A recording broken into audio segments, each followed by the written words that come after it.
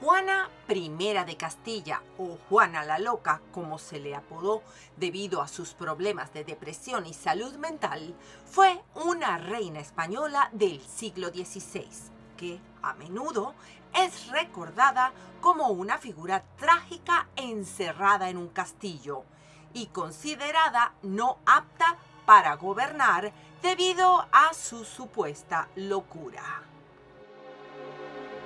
Únete a mí mientras me sumerjo en la vida de Juana I de Castilla e intento descubrir la verdadera historia de quien fuera llamada Juana la Loca. Hola, soy Raquel Fournier y están en De Plástico No Somos. Apodada como Juana la Loca, Juana I de Castilla fue una figura histórica envuelta en misterio y controversia. En este video exploraremos la verdad detrás de su llamada locura, desentrañando las complejidades de su vida, sus luchas por el poder y la confusión política de su tiempo. Únete a nosotros mientras separamos la realidad de la ficción. El concepto de salud mental en el siglo XVI era muy diferente a lo que entendemos hoy en día.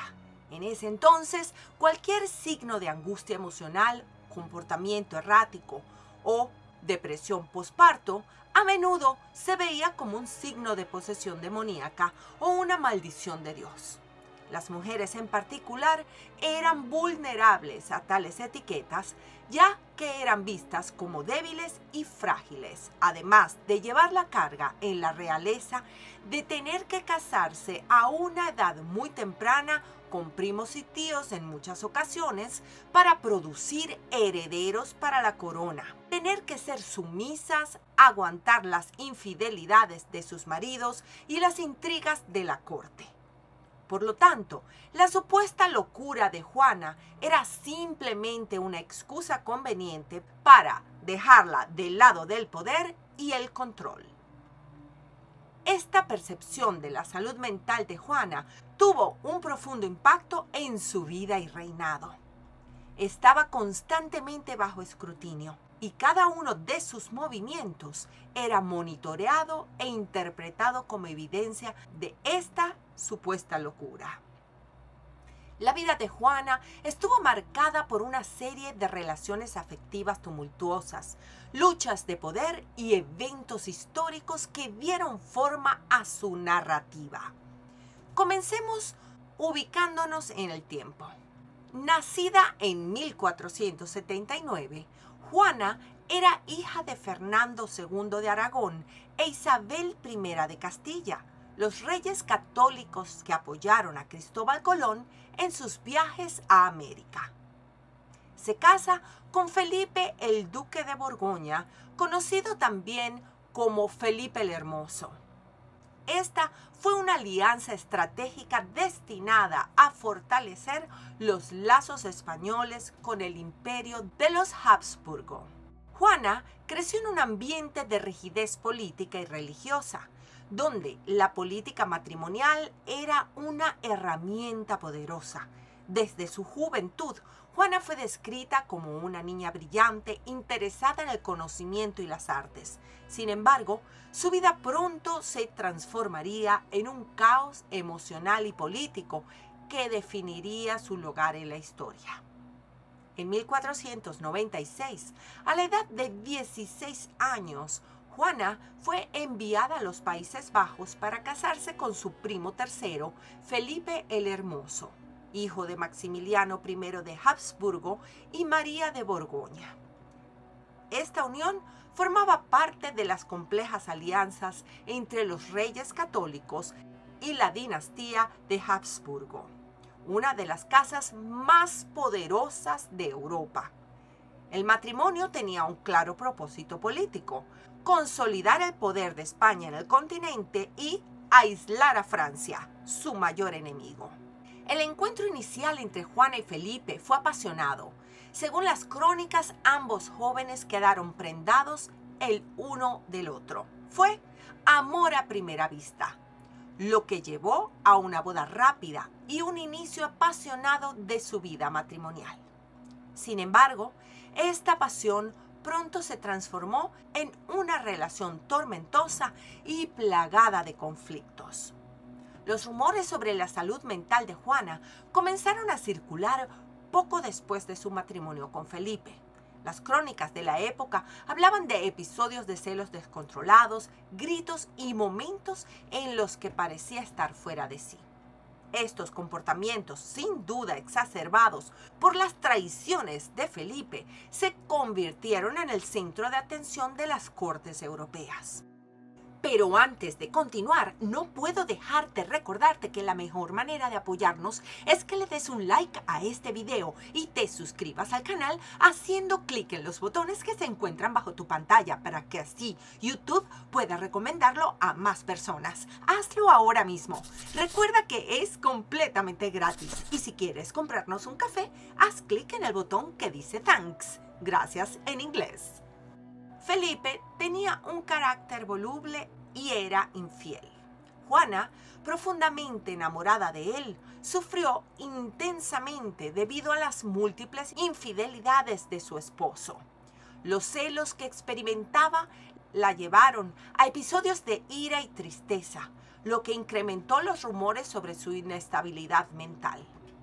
A pesar de estos problemas, Juana tuvo 6 hijos con Felipe, entre ellos el futuro emperador Carlos V.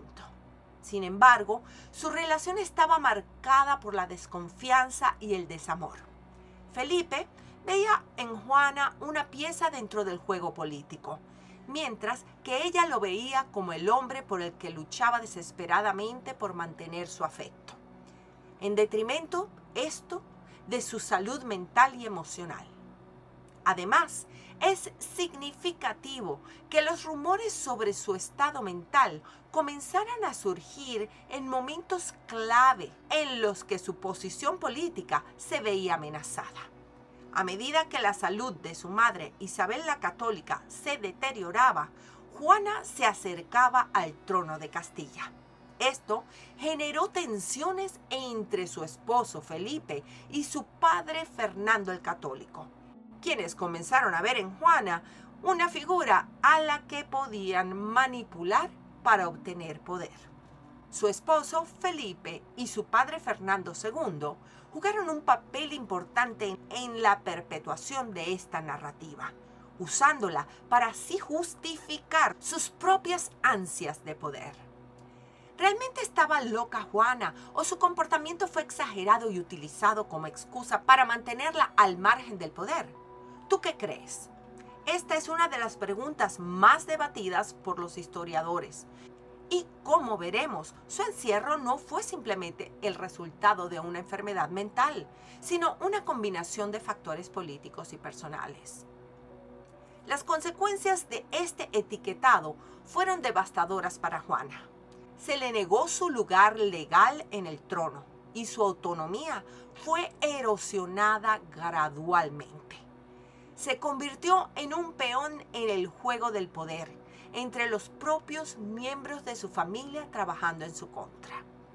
La muerte de su madre en 1504 marcó un punto de inflexión en su vida, ya que ahora era la heredera legal del trono español. Pero la renuencia de su padre a renunciar al poder y las maquinaciones de Felipe contra ella llevaron a una prolongada lucha por el control. Muertos sus hermanos, Juan en 1497 e Isabel en 1498, así como el hijo de esta, el infante portugués Miguel de Paz, en 1500, y tras la muerte de su madre, Isabel la Católica en 1504, se convierte en la heredera de Castilla y Aragón. Sin embargo, su ascenso al trono no fue sencillo. A pesar de que había heredado la corona, tanto su esposo Felipe el Hermoso como su padre Fernando el Católico intentaron controlarla. Este fue un periodo de intensa lucha por el poder, en el que Juana quedó atrapada en medio de las ambiciones de ambos hombres. Isabel había dejado un testamento que declaraba que Juana sería la reina, pero que Fernando actuaría como regente si Juana no podía gobernar debido a su supuesta inestabilidad mental. Felipe, por otro lado, buscaba asegurar su propio poder sobre Castilla, alegando que su esposa estaba demasiado enferma para gobernar, una excusa muy conveniente para intentar hacerse con el control total del reino. Fernando no quería ceder el poder a su yerno, y esto desencadenó una rivalidad entre ambos hombres. Felipe logró ganar apoyo en Castilla, pero su reinado fue breve. En 1506, apenas unos meses después de proclamarse rey, Felipe el Hermoso muere repentinamente, probablemente debido a una fiebre tifoidea, aunque algunos sugirieron envenenamiento. La muerte de Felipe devastó a Juana. Ya había mostrado signos de profunda angustia emocional debido a las infidelidades de su esposo, pero su fallecimiento marcó un punto de no retorno para su salud mental. Se dice que, sumida en el dolor, Juana se negó a separarse del cadáver de Felipe durante un tiempo, lo que alimentó aún más los rumores sobre su locura. Este episodio ha sido descrito de maneras dramáticas y sensacionalistas en diversas crónicas y se ha convertido en uno de los aspectos más conocidos de su vida. El encierro de Juana. Tras la muerte de Felipe, Fernando el Católico retomó el control de Castilla como regente, ya que su hijo Carlos aún era muy joven. Aunque Juana seguía siendo la reina titular, su padre la consideraba incapaz de gobernar y la mantuvo alejada de los asuntos de Estado. En 1509, Fernando ordenó que Juana fuera encerrada en el Palacio de Tordesillas, junto a su hija menor Catalina.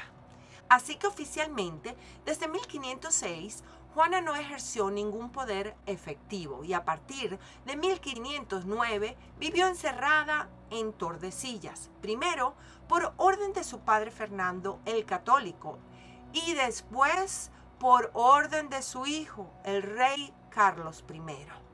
El encierro de Juana duraría más de 45 años, hasta su muerte en el año 1555.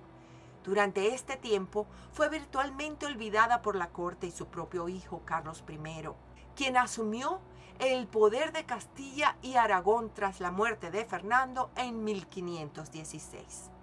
Aunque Carlos visitó a su madre en algunas ocasiones, nunca hizo ningún esfuerzo serio por liberarla o por permitirle volver a participar en los asuntos del Estado.